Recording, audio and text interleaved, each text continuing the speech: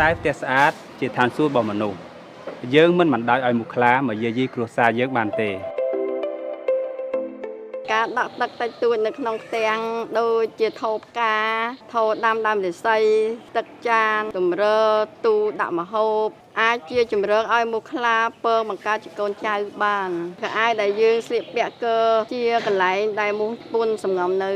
ហើយងាយទេបើយើងបោកគក់ក៏អាចហាលបត់ទុកឲ្យបានត្រឹមត្រូវឧស្សាហ៍លាងសម្អាតថូផ្កាដាក់អំបិលក្នុងទឹកចានទម្រើទូដាក់ម្ហូបនោះមូសមិនអាចចូលចិត្តយើងបានទេហើយអត់អាចដឹងទេ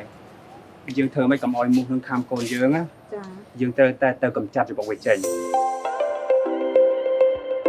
បងមកកាន់ចូលមកបងបាទនេះបងនេះសដូចជាសបដងសបអីយើងរើសវាកាត់កុំឲ្យមានទឹកដក់កាត់ឲ្យអស់ទៅស្ងួតទៅយើងអាចដុតបានសបកំប៉ុងដំវាទៅទុកលក់ឲ្យចាយបានទៀតបងសម្ភារៈណាដែលថាប្រើការបានយើងប្រមូលយកទៅជីកដីកាត់ឲ្យអស់កុំឲ្យសល់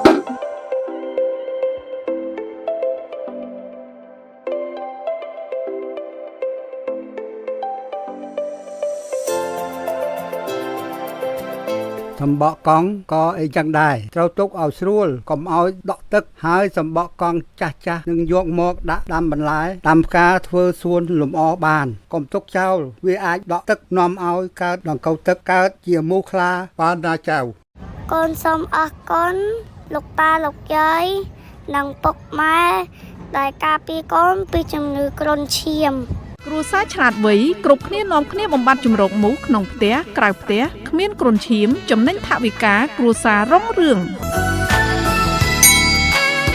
បើសិនសមាជិកគ្រួសារអ្នកមានសញ្ញាក្តៅខ្លួនខ្លាំងភ្លាមលើសពី24ម៉ោងនិងមានកន្ទួលក្រហមលើស្បែកឬឈឺក្បាលនិងឈឺខ្លួនប្រាណសូមទៅទទួលការព្យាបាលភ្លាមនៅមណ្ឌលសុខភាពឬមន្ទីរពេទ្យដែលនៅជិតបំផុត